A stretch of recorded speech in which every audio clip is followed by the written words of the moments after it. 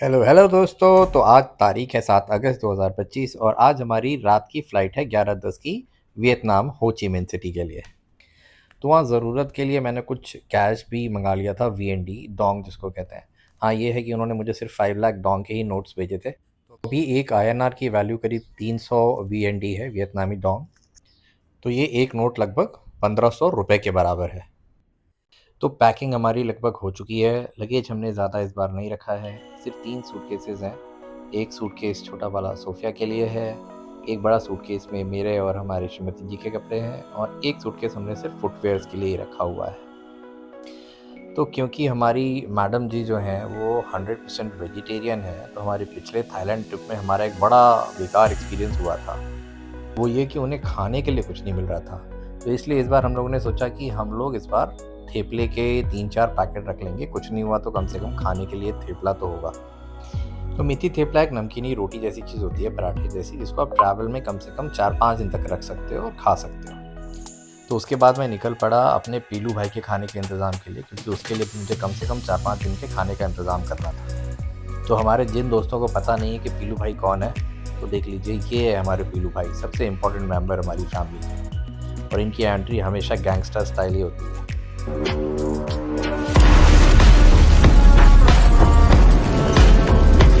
चलिए, पीलू भाई की एंट्री तो हो गई। अब इनका खाने का इंतज़ाम करके हम आगे बढ़ते हैं, क्योंकि मुझे इसका खाना लेके डॉक्यूमेंट की फ़ोटोकॉपी भी कराने निकलना था। क्योंकि हर बार ट्रैवलिंग के पहले मैं अपने पासपोर्ट की, वीज़ा की और बोर्डिंग पास की कॉपी ज़रूर निकाल लेता हूँ।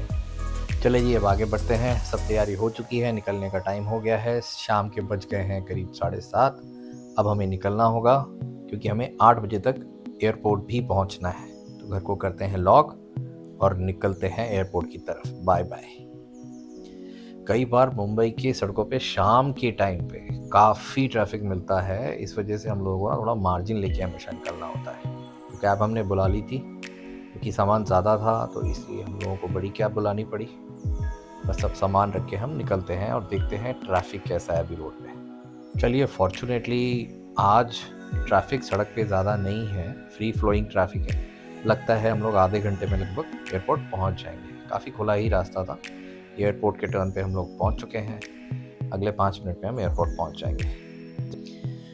वो देखिए, दूर से जो राइट हैंड साइड में आपको दिखाई दे रहा है, वही मुंबई इंटरनेशनल एयरपोर्ट है। काफ़ी खूबसूरती से सजाया हुआ है। इंडिपेंडेंस डे करीब है अगले 7 दिनों में, इसलिए इसको ट्राई कलर में सजाया गया है। तो अभी हम एयरपोर्ट की एंट्री पे पहुंच चुके हैं। ये वही एयरपोर्ट है दोस्तों, जहाँ पे आपको बहुत सारे सेलिब्रिटीज़ आते हुए दिखाई देते होंगे।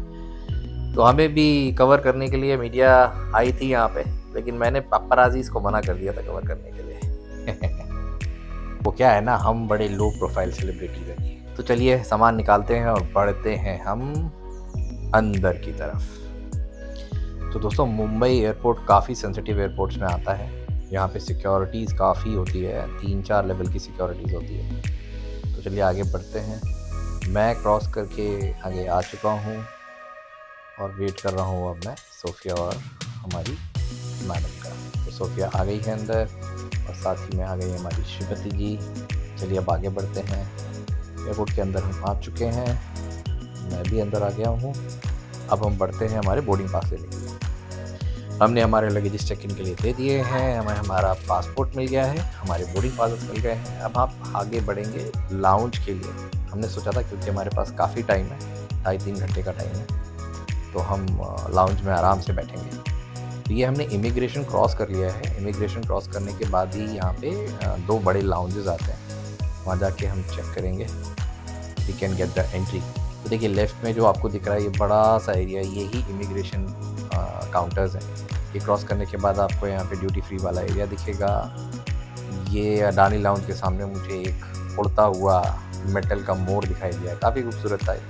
नीचे से पूरा ऊपर तक ऐसा फ्लाई करता हुआ ये आता है, मुझे बहुत अच्छा लगा ये। तो भाई साहब, बुरी खबर ये है कि हमें लाउंज में एंट्री सिर्फ एक कार्ड पे मिल रही थी, तो इसलिए हमने डिसाइड किया कि हम बाहर ही बैठेंगे। तो हमने थोड़ा खा पी लिया और खाने के बाद हम आ गए हमारे बोर्डिंग गेट के पास और फ़्लाइट एकदम टाइम पे है।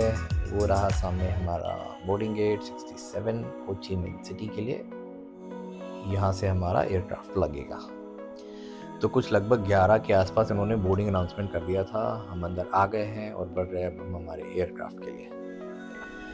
तो दोस्तों, ये वियतनाम वाली पूरी ट्रैवल सीरीज़ का मैं अलग अलग एपिसोड डालूँगा, हर शहर का अलग और बीच बीच में इन्फॉर्मेशंस के लिए भी अलग। तो मैं आप सबसे रिक्वेस्ट करूँगा कि हमारे सारे व्लॉग्स देखिएगा। प्लीज़ हमारे चैनल को सब्सक्राइब करिए, लाइक करिए और अपने फ्रेंड्स के साथ शेयर भी करिए।